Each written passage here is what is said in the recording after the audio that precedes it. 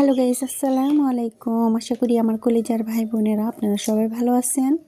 আমি আলহামদুলিল্লাহ ভালো আছি। এখানে সাধারণ একটি ডালের রেসিপি আজকে দিব। এখানে দু ধরনের ডাল নিচ্ছি, মুগের ডাল, মুসুরির ডাল।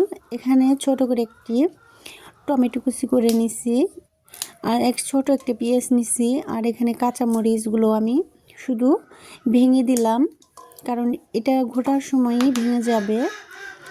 আর এখানে আদা বাটা আর ধনিয়া বাটা দিয়ে দিলাম, আদার সাথে জিরাও আছে। এখানে আমি একটু রসুন কুচি দিয়ে দিলাম, হলুদের গুঁড়াটাও দিয়ে দিলাম, স্বাদ মতো লবণ দিয়ে দিব। আর এখানে সরিষার তেলটা দিয়ে দিব। যদি সরিষার তেল না থাকে সয়াবিন তেলও দিতে পারেন, কিন্তু সরিষার তেলটা দিলে একটু ভালো লাগে। এখন একটা তেজপাতা আমি ফালটা করে দিয়ে এটা সুন্দর করে মাখিয়ে নেব। এই ডালটা ভালো করে মাখিয়ে রান্না করবেন, খেয়ে দেখবেন অসাধারণ। কিন্তু এই ডালটা খুব ভালো লাগে। এটা রুটি দিয়েও খেতে পারেন, আবার ভাত দিয়েও খেতে পারেন। এটা কিন্তু খুব ভালো লাগে। সাথে একটু আলু ভর্তা থাকলে অনেক অনেক মজা, মানে মাছ মাংস এর কাছে হার মানিয়ে যাবে। এখানে আমি ছোট ছোট দুফালি দারচিনি দিয়ে দিব, দিয়ে সুন্দর করে আবার একটু মাখিয়ে এখানে পানি দিয়ে গ্যাসের এটা মিডিয়ামে রেখে আমি ঢেকে দেব। এভাবে ভালো করে ঢেকে সিদ্ধ করে ডালটা রান্না করলে ডালটা যত গলবে তত কিন্তু খাইতে ভালো লাগবে। আমার ডালটা সিদ্ধ হওয়া প্রায় শেষ। এখন আমি এটা ডাল ঘুটনি দিয়ে ঘুটে নেব। কালারটা দেখেন কত সুন্দর, লোভনীয়। এখনই অনেক ভালো একটা স্মেল আসতেছে, খুবই ভালো লাগতেছে।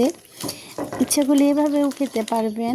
তারপরে আজকে একটু পাতলা পাতলা করব, বেশি ঘনও না পাতলাও না। আমি পানির পরিমাণটা খুব কম দিব ডালের মধ্যে। দেখেন ডালটা কিন্তু আমি ঘন করে রান্না করব,